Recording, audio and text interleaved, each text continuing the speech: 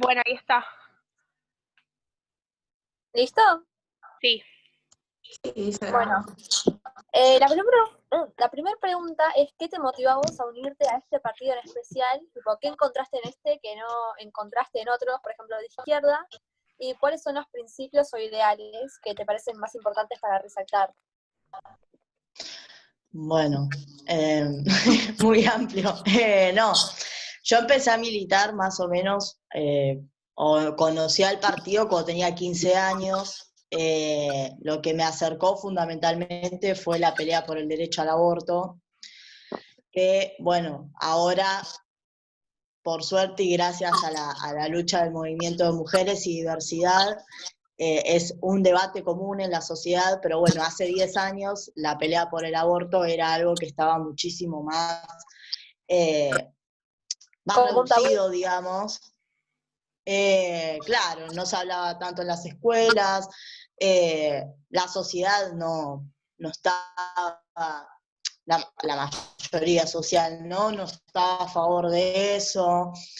Entonces, bueno, como que en el partido, en algún sentido, encontré ese canal, en principio, que a partir del derecho al aborto, porque sentí que eso era consecuente y llevaba la pelea hasta el final, y que lo nombraba en circunstancias donde capaz otros partidos de izquierda no lo hacía tanto, porque obviamente es algo que era piantavotos en algún sentido, ¿no? Ahora como que, bueno, hablar del aborto sirve, antes no.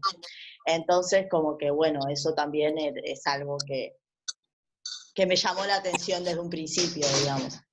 Y obviamente, a partir de todo eso, entendí que la pelea por el derecho al aborto y por la igualdad y la liberación, digamos, del movimiento de mujeres y diversidad no podía darse de manera individual en el sentido de solo contra el patriarcado, sino que también había que hacer un cambio de raíz en la sociedad y en la forma y el sistema de producción, que es el capitalismo. Entonces, como que a partir de eso, bueno, no solo fue la pelea la pelea feminista, sino que también fue la pelea por el socialismo. Ok, contra el machismo y contra el capitalismo. Contra el patriarcado y el capitalismo. ¿Cómo? ¿Así definirías vos al Nuevo Más y lo que lo distingue de otros partidos de izquierda? Sí, nosotros somos socialistas feministas, digamos, o sea, creemos en el socialismo y entendemos que de todas maneras llegando al socialismo, si ese socialismo no es feminista, también va a oprimir. Entonces, por eso también entendemos que son las dos patas juntas, no es una cosa o la otra. Exactamente. Claro. Bueno, la otra pregunta. Luego de la derrota en las elecciones del año pasado, ¿cómo se siguió desarrollando el partido y si tuvo algunos cambios, se hicieron algunos cambios? No, mirá, sinceramente no entendemos a las elecciones como una derrota. Sí, obviamente nos hubiese encantado y militamos para haber podido pasar las PASO, pero para nosotros, digamos, las elecciones son un mecanismo de debate en algún sentido. Por eso queríamos pasar las PASO, pero no como un objetivo meramente electoral, sino que las elecciones para nosotros nos sirven para difundir nuestras ideas y que además es un momento donde la sociedad está más permeable a la discusión política que capaz otros años donde, bueno, nada, queda un poco más relegado ese debate. Entonces, a partir de las elecciones, nosotros lo que hacemos es también utilizar los medios de comunicación y cosas que también están vetados, o sea, en la mayoría del tiempo para partidos con pocos recursos o autofinanciados como quizás somos los partidos de izquierda. Entonces, como que, bueno, en algún sentido para nosotros fue un gran triunfo las elecciones, porque también, o sea, dio un salto toda la figura de Manuela, que para nosotros fue algo que venimos militando hace muchos años, desde el 2013 que Manuela es figura pública del partido,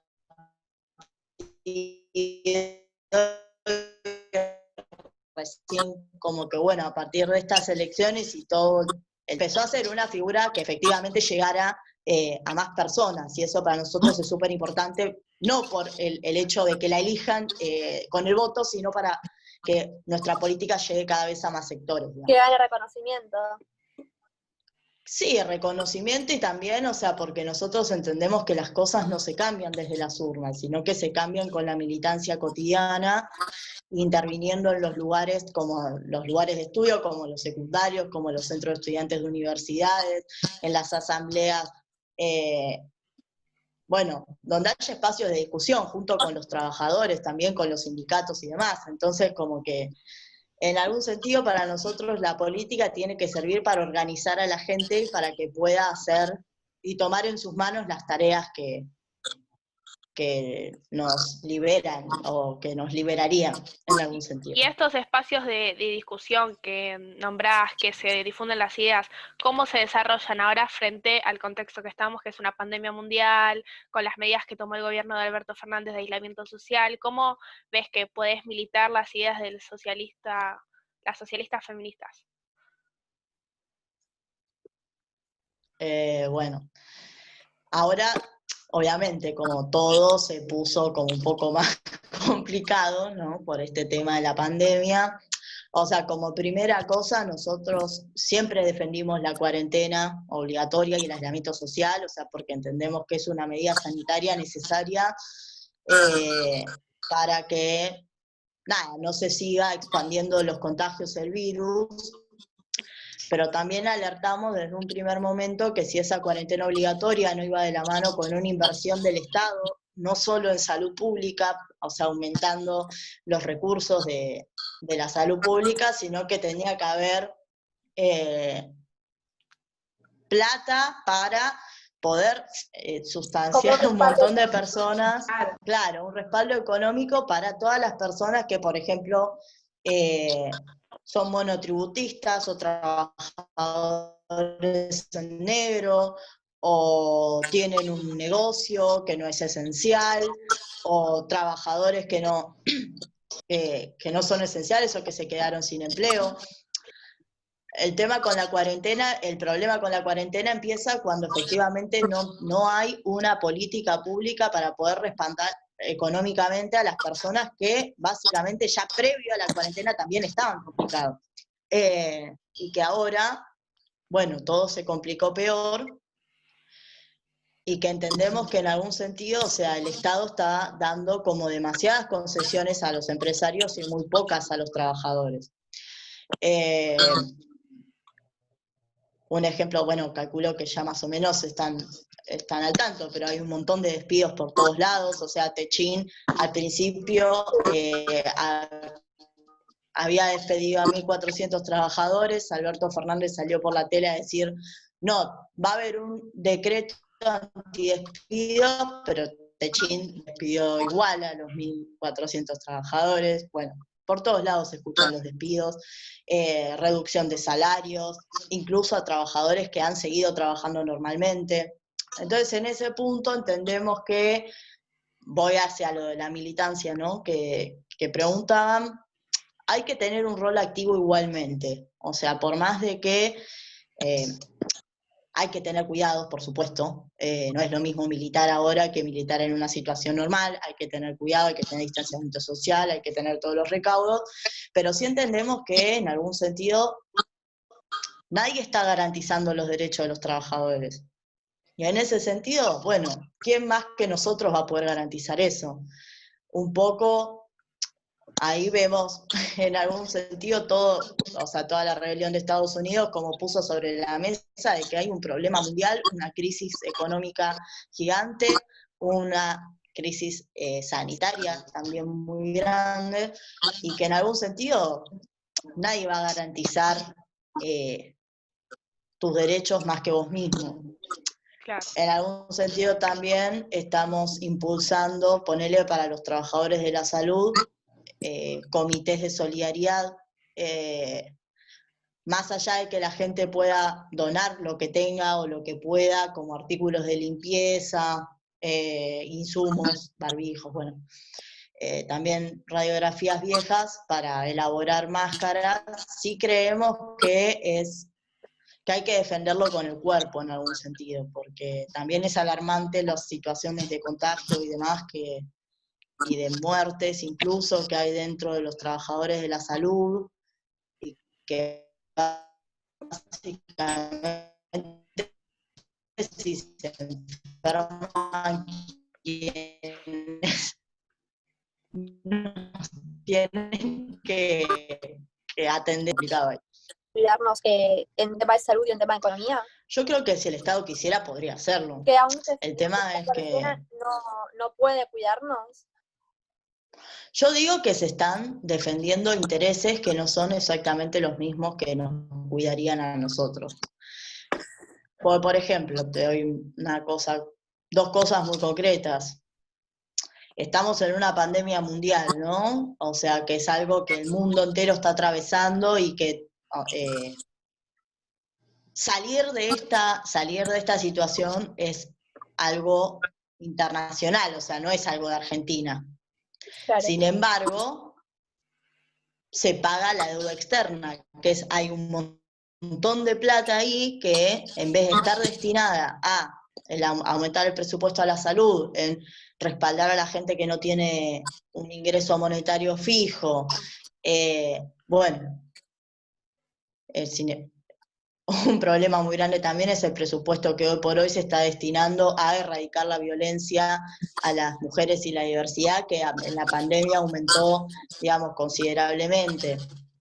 Bueno, en vez de invertir en eso, que hoy por hoy es una necesidad de primera línea, porque no podés no invertir en la salud justo en este momento, cuando ya conocemos el sistema de salud, o sea, no es que estábamos todos bien y de repente nos sorprendimos, o sea, ya conocemos como la condición de los hospitales. En ese sentido nos parece que el pago de la deuda externa es algo que en realidad defiende los intereses de los especuladores, no nuestros intereses. Otra cosa que es muy clara, ¿no? Se puso como esta ayuda desde el Estado, que se paga el 50% de los salarios a trabajadores, desde el Estado, del ANSES. Hay empresas que, son pymes o muy chiquitas, que efectivamente quizás necesitaban de esa ayuda del Estado. Ahora, hay trabajadores, por ejemplo, de La Serenísima, que es una fábrica que produce alimentos de primera necesidad, como la leche, que básicamente no solo que no disminuyeron su producción, sino que la duplicaron durante toda la pandemia. Los trabajadores denuncian que la mitad del sueldo se las está pagando el Estado.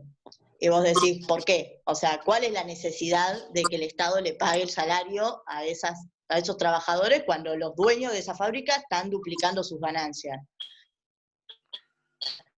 Bueno, en algún sentido eso es, obviamente, porque los empresarios, digamos, no les importa la vida de los trabajadores, pero además es porque el Estado efectivamente no está poniendo ningún tipo de límite a toda esa presión que están haciendo los empresarios para seguir llenándose los bolsillos de dinero. O sea.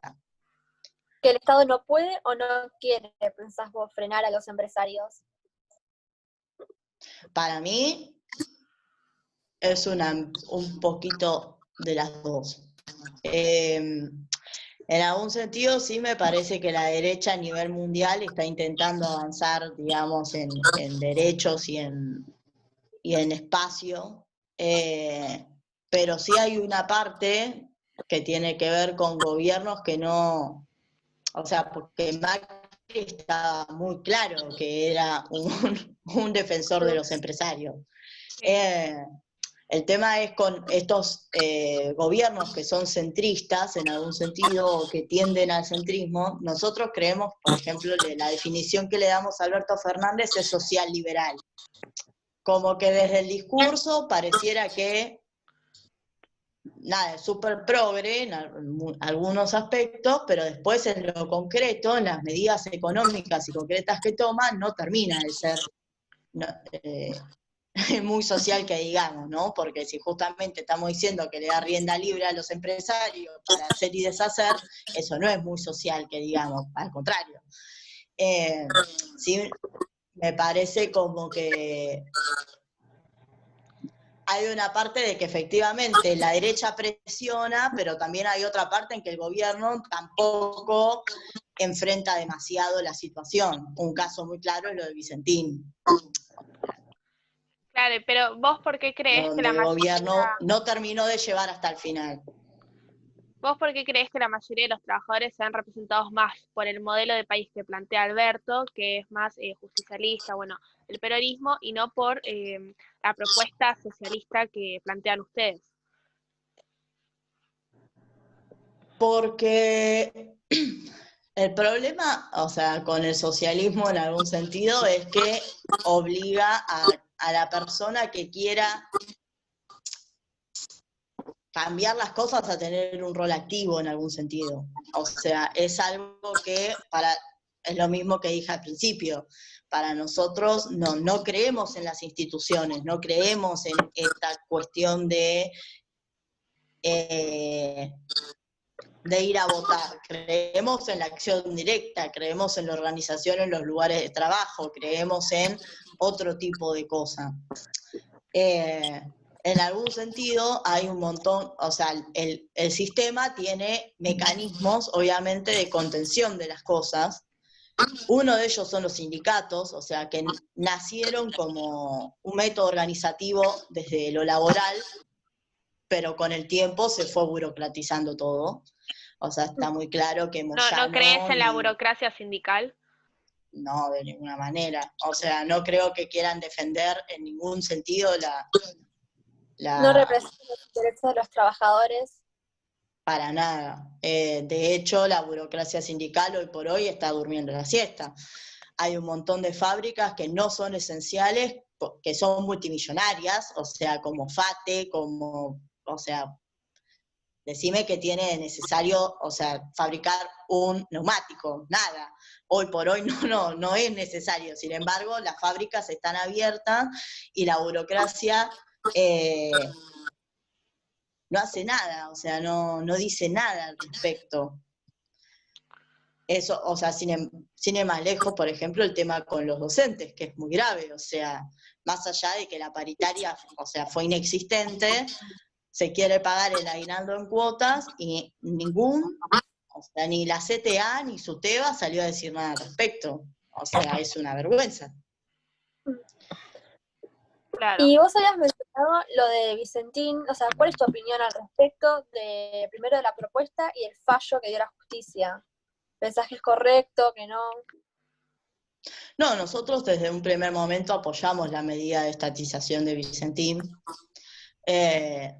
O sea, nos parece que, digamos, los dueños de Vicentín son unos estafadores totales, porque, bueno, no voy a adentrarme en la historia de Vicentín, pero es de público conocimiento cómo son deudores incluso del Estado y que no han pagado nunca sus deudas, inclusive siendo una fábrica productora de cosas como Una de la las más soja, que hoy importantes. por hoy, claro, pero además lo que produce incluso, que hoy por hoy la soja es una de las cosas más rentables que tiene el mundo.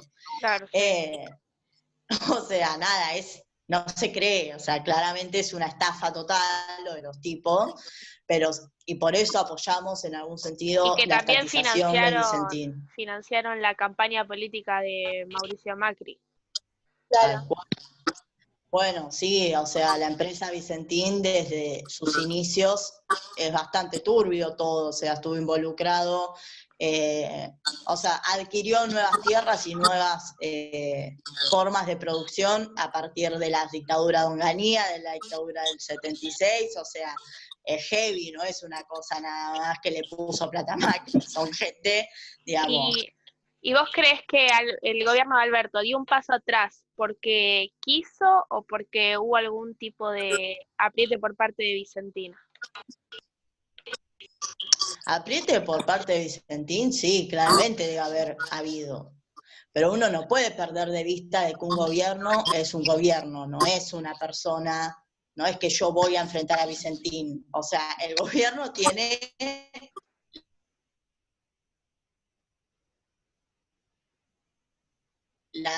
porque además, o sea, ahí es donde diferimos con el kirchnerismo en algún sentido, porque sí defendimos la estatización de Vicentín, pero alertamos de que esa medida tenía que estar llevada hasta el final sobre eso, porque en el medio de la estatización podían pasar varias cosas, que una, por ejemplo, era que el Estado se quedara solo con la parte pasiva de la empresa,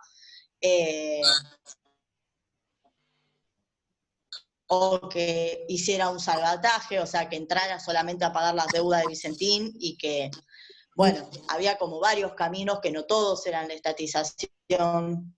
E incluso como que la derecha hablaba de no, qué terrible la expropiación de Vicentín y que yo qué sé, y que los mismos kirchneristas salían a decir, no, nosotros no expropiamos, no tocamos la propiedad privada.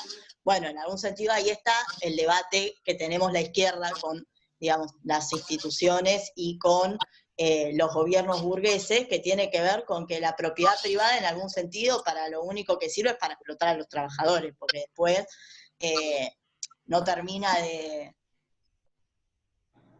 No representa un Para real defender beneficio. la propiedad privada sí no hay ningún problema, ¿entendés? Pero después para defender a los trabajadores, no, bueno, no hay plata. Es como una cosa medio que no me parece ingenuo en algún sentido. Y Fernández me parece que tiene una base social bastante interesante como para poder enfrentar esos aprietes de la derecha. Sin embargo, no lo hace. Pero no una decisión de decir, ay, me acobardo porque soy soy un cobarde, sino que tiene que ver con que defienden algo que no tiene que ver con los derechos de los trabajadores, ni en contra, eso, o sea, son defensores de la propiedad privada, en definitiva. Entonces, o sea, también es ir un poco en contra de sus principios, llevar hasta el final la expropiación de una fábrica, ¿entienden? No, es una... Sí, también No hay sé que si tener en me cuenta explico. que hubo presión por parte de los medios de comunicación. Sí, por supuesto, pero tampoco hay que perder de vista que el Estado tiene un montón de medios de comunicación. Sí. O sea, no es lo mismo, tiene el aparato del Estado, no tiene las formas de difusión que tiene el Estado. El Estado puede hacer una propaganda y publicarla en todos los medios de comunicación que quiera. Entonces hay una parte de que tiene que ver con que no hay una presión intencional. Si justamente la derecha está haciendo presión, ¿por qué no hay una respuesta de parte del kirchnerismo? Claro, y resulta también medio gracioso en algún sentido las marchas en contra de la expropiación de los derechistas en el norte del país, creo que era, ahora van por Vicentín y después van por tu casa, como una comparación totalmente absurda de los que estaban en contra No, de la sí, eso expropiación. es una descomposición social, esas marchas, es impresionante. Pero son poco serias además, porque vos después las ves y las Claro, cosas que no dicen tienen esas argumentos. personas es como, no, claro, Sí. tienen un problema y una confusión muy grande. Repiten frases instaladas por los medios de comunicación, claramente, se puede observar. Sí, claro, por supuesto. Antes de seguir con las preguntas, nos quedan 5 minutos de la reunión, así que cortamos y volvemos a entrar con el mismo link. Bueno, dale.